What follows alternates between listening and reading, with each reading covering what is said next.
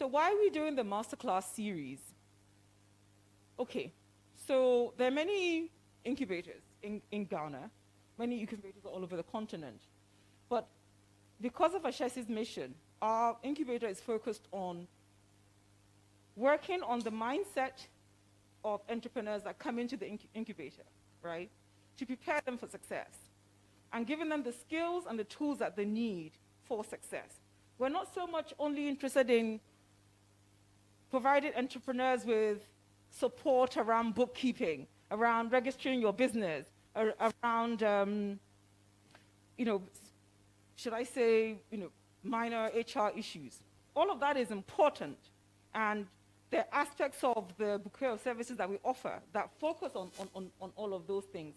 But really, it is your leadership, the mindset that you have, the values that you have, that you will take into your business management and operations.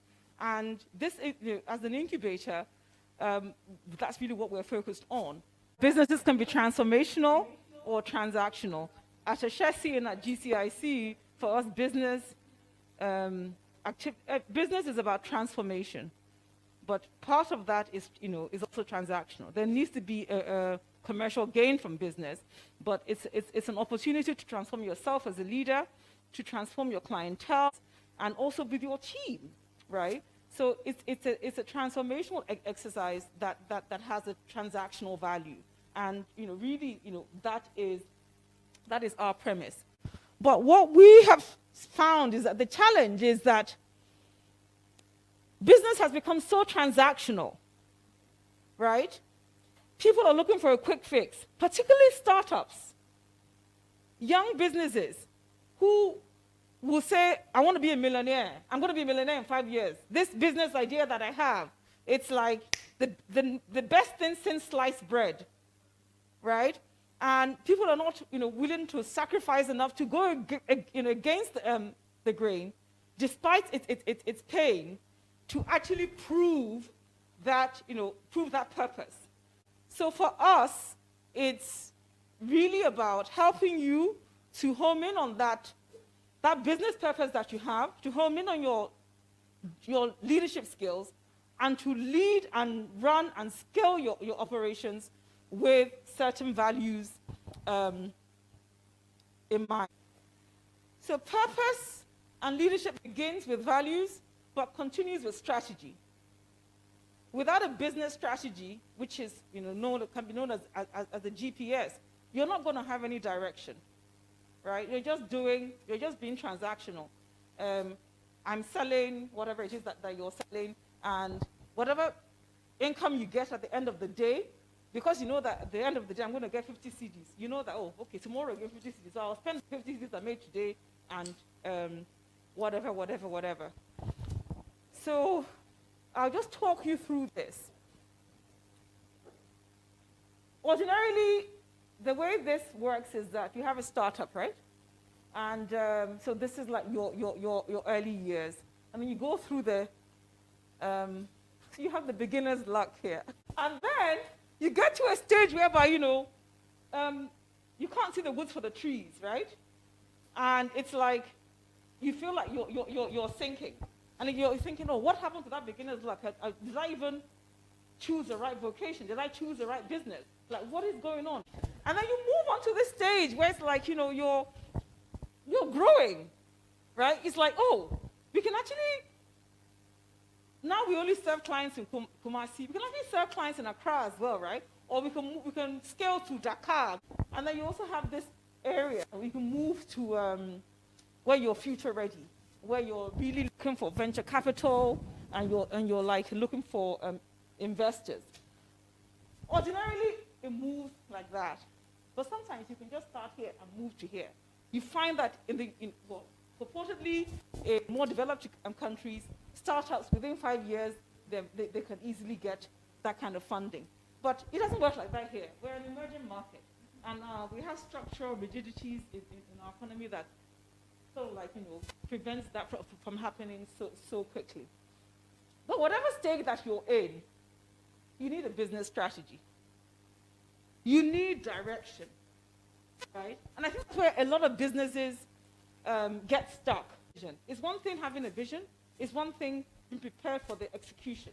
But there will be highs and lows. But we must never give up. The leadership call on you, there's a demand on it. You cannot lead people without having certain skills, without being intentional. Staff will come to you, right? And they want to be led. People want to be led. They want to know what to do. They're looking for inspiration from you. They're looking for motivation from you. And your business needs to be structured so that they feel part of a whole, right? But if you don't have structure, if you yourself are not questioning how your business is run, you're being transactional again. It's like saying, I want to find clients for my products. No. You find, it's not find clients for your products. Find products for your clients. Which means that you have to know who your clients are. The preferred clientele first and foremost. Okay? So at some stage, beginner's luck or no beginner's luck, we have to get to reality. Right? Where we actually are thinking about, how do we take this business to the next level?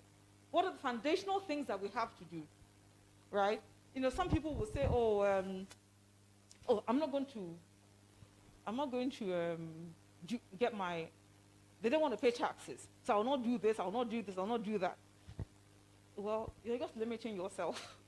And for your business to go the long haul, there's certain things that really, need to be, yes. Whatever it is that you're doing, there is a price, a profit for what it is that you're doing. But it doesn't come automatically, right?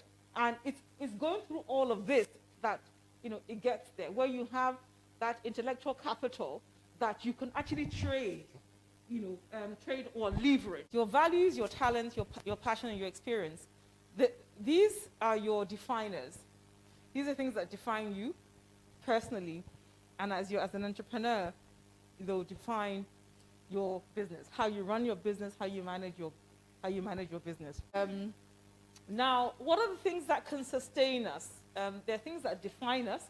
What are the things that can sustain us? Right? These are your insight. So if you work in the fashion industry, what insight do you know about what's happening in that industry?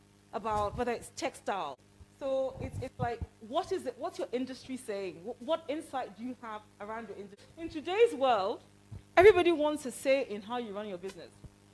Your staff, your clients, your board, everybody on Instagram, whatever. So there is a place where your needs as a CEO, the needs of your clients, the needs of your staff, and the needs of your business converge, right? It's not easy to get here. Let's be frank and candid. It's not easy to get there. Whether you're Amazon or whoever it is, whether it's Google, whether it's Facebook, it's not easy to get there. But the thing is to work towards it. I wouldn't say any one of this. The CEO needs, client needs, business needs, and staff needs is a priority. But I do feel that the business needs are something that you really have to focus on. I'm going to end with what the CEO needs. Because I think this relates to all of us. Being an entrepreneur and being a CEO and also being a spouse all at the same time. It really can, tear your hair out. But work-life balance, it exists. Somebody gave an example the other day we were talking about this whole thing about leadership and CEOs and whatever. It's like somebody who spends all their time in church. It's like, what is that home that you're running away from? Why are you always, So you're always working, right? What are you running away from? So I'm not saying that you can't work late or whatever it is, but get that balance right. Try to get that balance right because it's really about your well-being. Your well-being is so important. As a CEO, you need things and people to inspire you. Whether it's intentionally taking that 1 hour lunch break and just closing your door and just having water, even if you don't want to eat. Or whether it's, saying that, this afternoon, I'm going to have a conversation with Vanessa because I need that inspiration. So I just want to focus on that balance and the importance of it.